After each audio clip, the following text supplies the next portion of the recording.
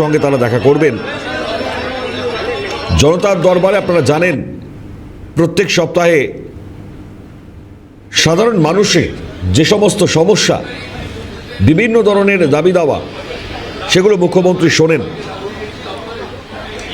একই সঙ্গে আজকে গুরুত্ব রাখছে, কারণ মুখ্যমন্ত্রী শুভেন্দু অধিকারীর জনতার দরবারে কামদুনির নির্যাতিতার পরিবার তারা পৌঁছিয়েছেন।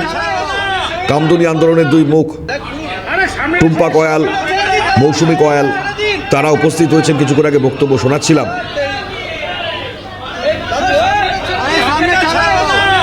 ফলত আজ খুব গুরুত্ব রাখছে। নির্দিষ্টভাবে আপনারা জানেন এক একটি দুর্নীতি,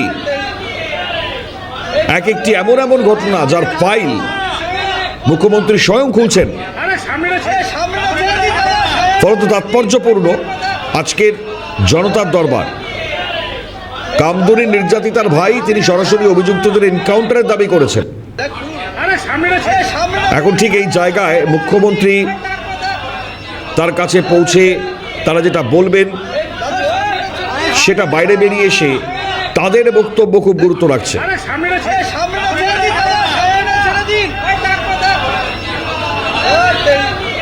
ইতিমধ্যে প্রবেশ করেছেন মুখ্যমন্ত্রী জনতার দরবার, আর কিছুক্ষণের মধ্যে শুরু হয়ে যাবে।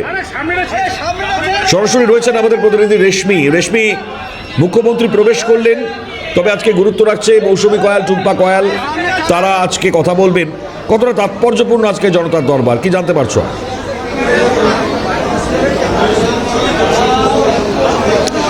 আজকে ৭ম জনতার দরবার এবং ৪৩ জন সাধারণ মানুষ তাদের সমস্যা নিয়ে এসেছেন জনতার দরবারে। ১১টার সময় মুখ্যমন্ত্রী শুভেন্দু অধিকারী তিনি জনতার দরবারে এসে উপস্থিত হলেন। একটু ছবিটা দেখানোর চেষ্টা করব।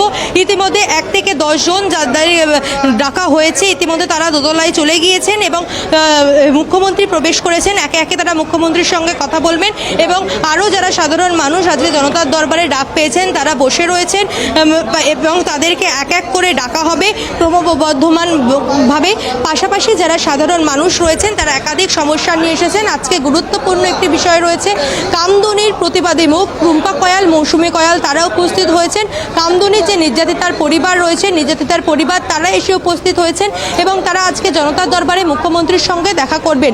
এর আগে তারা বিজেপি রাজ্য সভাপতি শ্রমিক ভট্টাচার্যের সঙ্গে সাক্ষাৎ করেছিলেন, তাদের সমস্যার কথা জানিয়েছিলেন এবং তারা চেয়েছিলেন জনতার দরবারেও আসতে এবং ইতিমধ্যে তাদের জনতার দরবারেও তাদেরকে মুখ্যমন্ত্রীর সঙ্গে কথা বলার ব্যবস্থা করে দেওয়া হয়েছে এবং যারা নির্যাতিতার পরিবাররা রয়েছেন, অর্থাৎ কামদুনির নির্যাতিতার পরিবার, তারা চাইছেন ফের তদন্ত শুরু হোক, কারণ তারা অভিযোগ করছেন পূর্বতন সরকারের আমলে তাদের এই তদন্ত প্রক্রিয়াকে প্রভাবিত করা হয়েছিল এবং পূর্বতন সরকার কোনো রকম সঠিকভাবে তদন্ত করেনি, তদন্ত ধামাচাপা দেওয়া হয়েছিল এবং বিভিন্ন তথ্য প্রমাণ লোপাট করার অভিযোগ উঠেছে প্রাক্তন সরকারের বিরুদ্ধে এবং প্রশাসনের বিরুদ্ধে।